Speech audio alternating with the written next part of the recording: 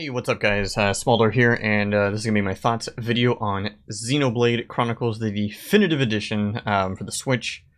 I had never played this game before. It came out on the original Wii back in '09, and Xenoblade 2 is actually the first Xenoblade game that I played, and that was end of 2017, somewhere around there.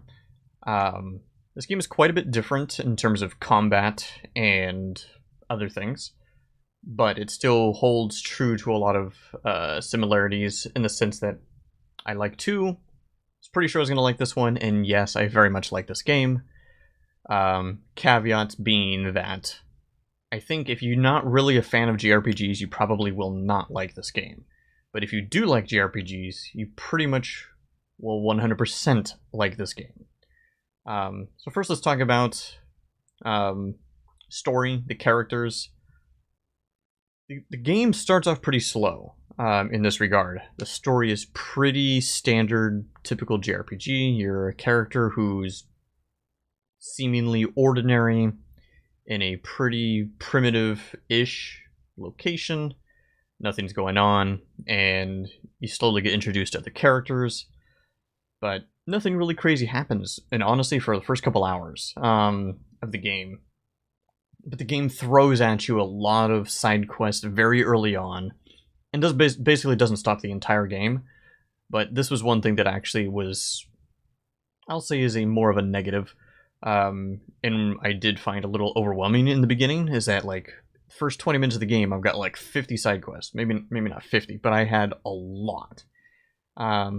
In the kind of gamer I am, I'm like, I got to do them all, and so before the game really started clicking for me, it was at almost about the 10-hour mark. And that's a long time. The story wasn't really that engaging. None of the characters I really cared about. And then you do the first, like, real dungeon, I guess you could call it. And you fight the first, like, real boss. And then something happens. And then the game just basically pretty much the rest of the game, which is great for me because that's the kind of stuff that I'm looking for in these kind of games. I just wish it would have picked up a little bit sooner, but it doesn't disappoint. That is for sure. A lot of cool areas. As far as the RPG mechanics go, the game is very deep with gear. You have, aside from the main character, everybody gets weapons, helmet, chest, legs, and boots. So I think 4 pieces of armor plus a weapon. And on top of that, I think if there's actually a 5th piece, maybe it's 4. I think it's 4. You also get gems that you can insert into gear if they have gem slots. There's rarities. You can find unique armors and weapons, so they come. Sometimes they'll come with gems already. If they do, they're generally a little bit more stronger than anything that you would normally get at that level, but you're obviously kind of stuck with those gems, because then not obviously, but if they come pre-gemmed, those gems cannot be removed. But that's okay. Pretty much like all that, there's a full skill tree system. There's a lot of different skills that you can use in combat, which will lead me into combat. So the combat in the game, this was literally the driving force for the first 10 hours of the game, because it's very engaging, intricate. You can play as any of the characters that you have access to. I pretty much controlled the main character of the story though the whole time, unless story didn't allow me to. There's positioning, like attacks that are based on positions. There's attacks that you want to chain do after attacks. Like you do one attack, okay, now you do this attack. Or at least that's when it's most optimal to do it. There's different CC states that you can try to do on characters. You can put enemies to sleep. You can break them, which makes them vulnerable to being toppled over, which then makes them vulnerable to being dazed, so then they're double CC'd. There's a lot of different things you can do. You can lower their stats. You can drain their stats. Different characters have different things, which is really nice. And the combat is all real time. And then there's also, if you reach, there's a party gauge meter not really a spoiler, it's something you get access to very early on in the game, called the chain attack. Well, I think it's called the party meter? I don't know, something like that. And you can unlock the chain attack, or you can execute a chain attack, which then basically stops time, guarantees you to do an attack of all 3 party members, which is a max number of people in a party. And if you're lucky, I don't know what is the determining factor, you can then chain again, and potentially again. So once you have a chain, you can always do at least one attack on all 3. And it's always determined in a specific order based on your party or order as to who goes. So that's something you want to think about, your party order. Like, okay, let's say the main character, he does the break attack. And then your other character, you want them to do the topple attack. So then the third character can do the daze attack if you want to do the full CC. Because if you have it in a different order, you won't be able to pull that off. Because it has to be done in that specific order to be able to do that CC chain. And that's just an example for that. There's other things as well. Like I said, you can put people to sleep. There's ways to drain stats. There's other attacks from different characters that are like, if the enemy is suffering from this attack does like 3 times damage or whatever. Things like that. So it's really cool.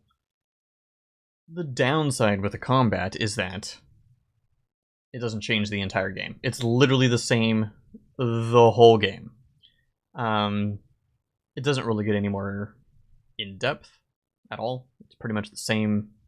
I mean, I guess a little more in-depth in that you have access to more abilities, but you can only have so many abilities equipped at a time, and you'll have max abilities before you're even maybe a third way through the game. Or enough abilities that'll fill up the ability bar, rather. You won't have all your abilities at that point, but... So it's not going to feel that much different. Other than just, you're going to be doing more damage. So that was a little bit of a letdown. By the later half of the game, I was already just going through the motions of combat. At this point, the driving force was the story, the characters. I wanted to see where everything led up to see if there really was tie-ins with number 2. So that was pretty cool. Overall, all in all, I am very glad that I played this game. Yeah, if you're a huge JRPG fan, you definitely want to pick this game up. If you don't like JRPGs, but like, let's say you're an RPG fan, but maybe you're like more geared on towards the Western style RPGs. If you've never really played a JRPG, I'd say check it out. But if you know that you don't really like JRPGs, this game is probably not for you. But yeah, for those that it is for, this game is great. It's really, really good. Highly recommend this game. The fact that it finally got reported into modern Nintendo system is fantastic. Higher resolutions. One thing for people who have played the original that they added, they've added where you can do something called expert mode. So basically what that is that you can stop your characters from leveling, but they'll store the XP that they've gained, and then you can reapply that XP later. This comes in handy when you're trying to like power level or something. Because if a mob is just at a particular level, it happens to be 5 levels, so they're not red, but they're the highest they can be outside of being red, so you can still damage them. They'll give you the most amount of XP, and they'll give you a lot of XP. So let's say you find like a really good farming spot, and you're like, well crap, I just want to farm lots of XP here. Turn on expert mode, disable leveling, and you can just grind out and store all that XP that you would be getting. And then, okay, you're done. Apply all that XP. Bam, maybe you've gained a bunch of levels. Pretty nice system. I know that wasn't in the original. There's also an epilogue that I don't think was in the original. I did not play it. I heard it was like 20-30 hours. I don't know if that's really true, but I was ready to move on, so I didn't play it. Anyways, guys, thanks for checking out another small thoughts video on my last played game, Xenoblade Chronicles. Hopefully I'll be trying to pump out more games. Work's been a little crazier lately, so not able to get through games as quickly. But yeah, I'll see you guys for the next video. Make sure to hit that like and subscribe, and I'll see you later. Peace.